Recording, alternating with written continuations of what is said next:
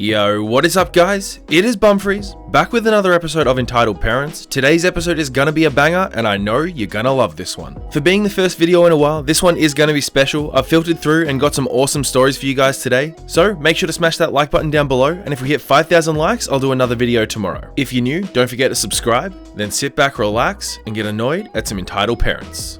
So, my father has always doted on my mother. He worked so hard so that she wouldn't have to and could stay home and raise the kids. Except my mother was a firm believer in what she called personal responsibility. In her words, I didn't wear those clothes, so why should I have to wash them? That was to me when I was 9. And by the time I was 12, I was doing the dishes, washing my own clothes, taking care of the dogs, emptying and cleaning the cat box, preparing my own meals, and a plethora of other chores on the family farm. All of us kids were in the same boat. My dad was always gone working hard to make sure that we had a good life, while my mother was always watching Maury Povich, Law & Order, various court shows, and taking naps, while us kids did all of the chores and basically raised ourselves. She ultimately became incredibly spoiled and, quite frankly, completely out of touch with reality. As it does, time moved forward and all of us kids moved away, got married, and had kids of our own. I specifically moved to Europe over 3,500 miles away. The family farm suffered a bad fire and was passed into other hands, and my folks moved into town. My dad still working hard, while my mother still stayed home so she could watch Maury, Judge Judy, and other trash TV. Ever the same and unchanging. That is, until about a month ago. My dad started to feel a lot of pain in his neck, so bad that he couldn't walk or really move. The doctors started a whole battery of tests, and after a month, they discovered that he has leukemia that has spread to his spine, resulting in stage 4 bone cancer. The doctors believe that it's a non-aggressive form of the disease, however, it is too advanced to ever be cured, so they're trying to force it into remission through chemotherapy and immunotherapy. I called to see how they were doing, and my mother basically took over the call. This was her reaction to my father finding out that he has a disease that will ultimately kill him one day, likely sooner rather than later. She was worried about how this would affect their finances and, as such, her trips to the casino.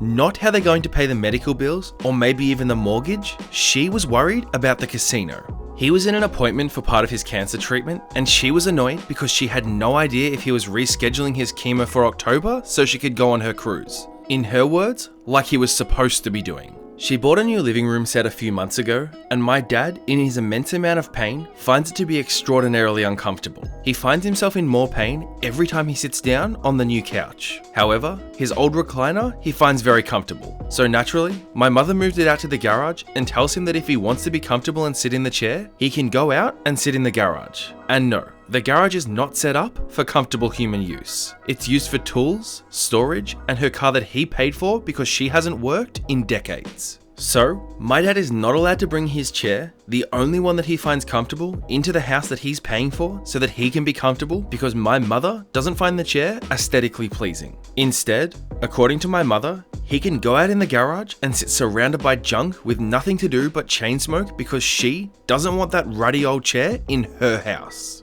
And speaking of smoking, the man is dying of cancer and is trying to quit smoking because of it, so what does my mother do? Well, I bought him the lights this time.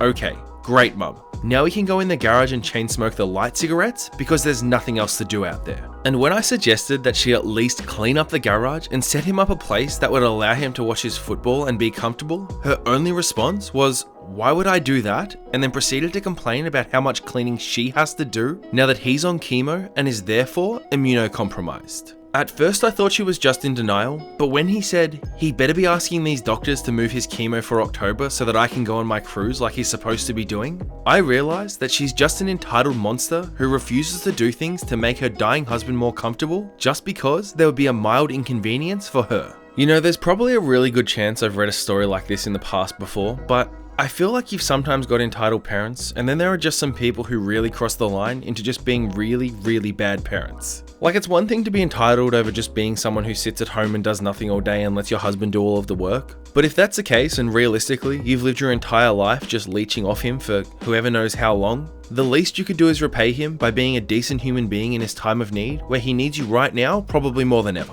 If I'm being honest, the entitled mother's probably a little bit too far gone and probably won't ever change her ways, but if anything good could possibly come from such an awful situation like this, I hope more than anything that the entitled mum sees the error in her ways and goes on a different path. Several years ago, I worked as a German teacher at a local middle school. I was hired as a long-term sub for a single year, teaching an intro class which lasted 3.5 months. Around the halfway point of each trimester, the students were supposed to be given some sort of midterm, but because I didn't like giving paper tests, I instead had them do a project. Look up one item in the German dictionary for each of the 12 colours that we had just finished learning in class, and make a small picture book with 12 pages. And I even went out of my way to cut paper and staple it together to make books for everyone. I had kids drawing their own pictures, printing them out from Google, handing them in early because they did them so quickly, and even competing to see who could come up with the weirdest objects. It was a fun assignment, an easy A, and very informative for the kids. It was the perfect school project. However, one girl didn't hand her assignment in. I asked her about it and she swore that she handed it in, but I didn't have it in my inbox. I searched everywhere but couldn't find it, so I knew that I didn't misplace it. Her mother emailed me the next day and demands to know where the project is. I explained to her that I never received it and therefore couldn't give her a grade until I received it. I explained that the grading policy was to lose 10% for every class day that the assignment wasn't handed in, with the class meeting every other day, and that she could hand it in late if she wanted to.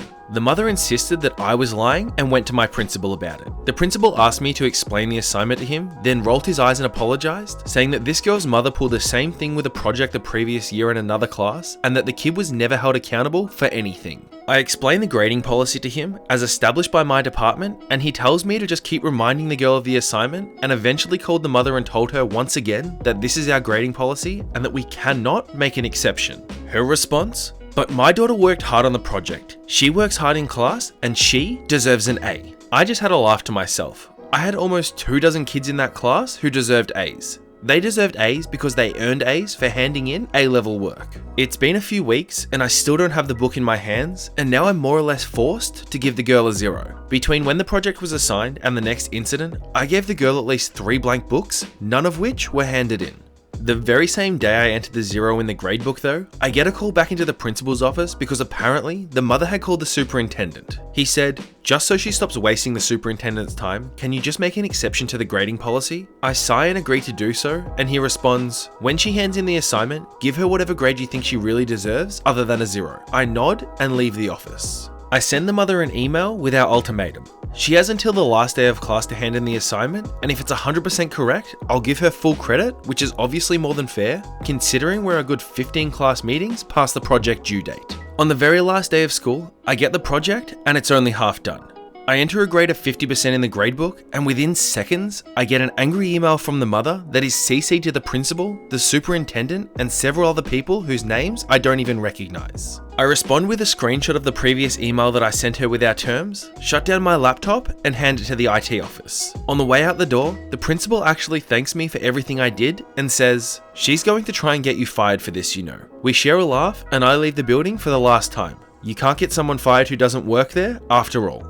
I have a feeling there's going to be some kind of trend with today's video where there's just parents who are really bad at being parents and, quite frankly, probably should have fine-tuned some of their, just people skills before having kids. No doubt this person's never taken accountability for any mistake they've ever made in their life, and probably is the type of person that when anything goes wrong in their life just likes to blame everybody else. I mean, look, I have no kids of my own, so who am I to judge, but I'm pretty sure from the outset you can tell when someone's doing a good job and when somebody's just setting their kid up for failure. And unfortunately in this case, I think it's definitely the latter.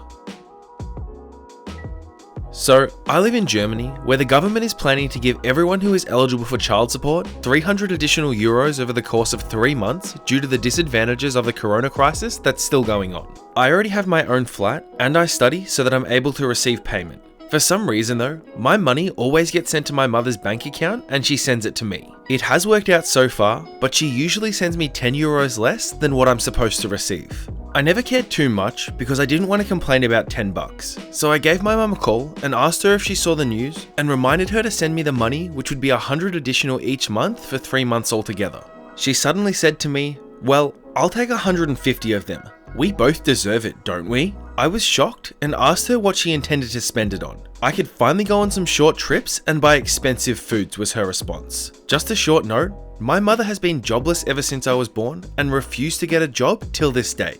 She often cries about how I have more money than her and it's unfair. So she literally told me that it's perfectly fine just to take half of the money that is supposed to be for me. Now, I don't know where all of you guys are from, but where I'm from, to me, this sounds a little bit like theft. I mean, criminal aspect of it aside, you probably shouldn't be taking your own kids' money, but that's just a me thing. Who knows, other families might be different and they like to steal from each other, but my family, we don't do that. And like, worst of all, 150 euros over the span of 3 months, that's like literally nothing. If she just decided to get up and actually go out and get even a minimum wage job, she'd earn that in the span of a few days, and maybe she'd actually be able to afford some things that she wants. But like I said, entitled parents and just really bad parents, they're starting to merge into one way more than I would like to imagine. I've been getting a lot of texts from my mother-in-law complaining that anytime she tries to go shopping or to a restaurant, they keep getting kicked out and banned. I've been ignoring her because I figured that she was exaggerating and being overly dramatic, just going crazy from being trapped inside. On Monday, I met her at an outdoor restaurant and was shocked to see that she didn't have a mask on. I figured she was just not wearing it outside because everyone is 10 plus feet away and it's 90 degrees out. We went inside to order, me putting my mask back on and her, well, not. We were stopped and an employee very nicely and gently asked her to put a mask on or to wait outside while I ordered. She scoffed at the sheeple and produced a rather ratty card that granted her some magical exemption to wearing a face mask. She loudly declared that her First Amendment rights were being violated and that they have no legal right to make her wear a mask, which is true, but they can deny her service. She was hollering and carrying on about how they aren't doctors, so they can't make medical recommendations. Also true, but the mask rule is set down by the CDC and pretty much every doctor ever. I just walked out after 10 minutes and went home. She texted me to apologize for their ignorance and wants to make plans to try again. I have no plans on seeing her again for a long while, or possibly ever. I'm still getting texts from her though about how she can't shop for food and how nothing is fair.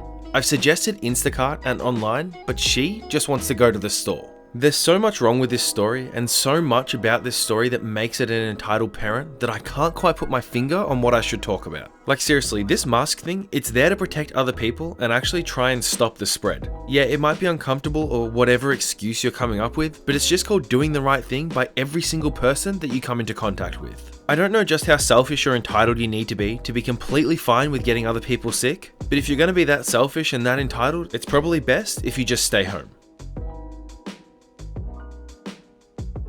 I live with my parents. I do everything and anything they say for the sake of keeping the peace and knowing that it's their house, their rules. My curfew is 7:30 PM. I'm nearly 20, etc, etc. Because I'm not allowed to leave the house frequently, I spend a lot of time with my art. I do art as a hobby, and recently I've been trying to get into commissioning and freelance work for the sake of saving money. 10-year-old me would have wanted to pursue an art career, to be completely honest. My father always mocks my work. When I was drawing in my first sketchbook when I was in 5th grade, he would look over my shoulder and be like, "That's the scariest thing I've ever seen. That girl is very ugly. You spend a lot of time on something you're not good at." He used to call me over to his computer and show me videos of professional artists and say, "These are real artists. You are not one. Anything that isn't hyperrealism is bad art according to him."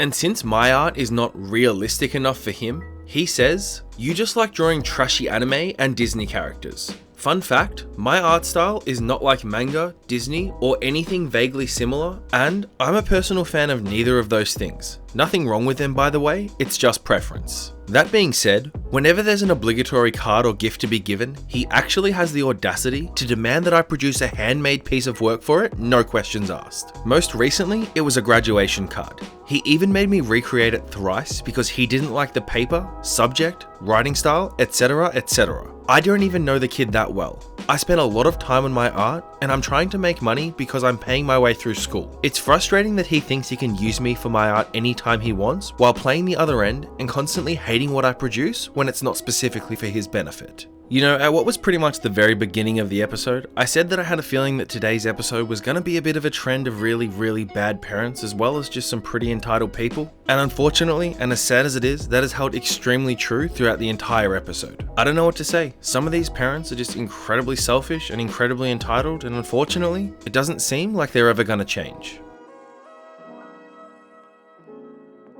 Alright everyone, that is that for today's episode of Entitled Parents. I just want to start off by saying thank you so much for watching, and I hope you enjoyed the video. If you did enjoy the video, don't forget to leave a like down below, and like I said, if we can hit 5,000 likes, there'll be another video tomorrow, and I'll make sure it's an extra special one. Just very quickly while I have you guys here, I just want to apologize for the lack of uploads the last couple of months. I've just been absolutely under the pump with work, and my roster is all over the place, so I haven't really had a chance to be able to sit down and make a video. But I've come into a couple of night shifts and that kind of thing now, so I feel like during the day I do have a little bit of extra time, and I'm going to make some effort to make as many videos as I can. But for everyone asking where I've been and when the next video is going to be and if I'm okay, etc, etc, I just want to say thank you. I love and appreciate every single one of you, and I wouldn't be here without you guys today. But that is going to wrap things up for today's episode of Entitled Parents. Just a reminder, there will be 2 videos on your screen right now, one of which I would highly suggest you click on. It will be a banger and you will not be disappointed. But I just want to say again, thank you so much for watching. I hope you guys are having a fantastic day, and like I said, I'll see you guys tomorrow for another episode of Entitled Parents. Bye.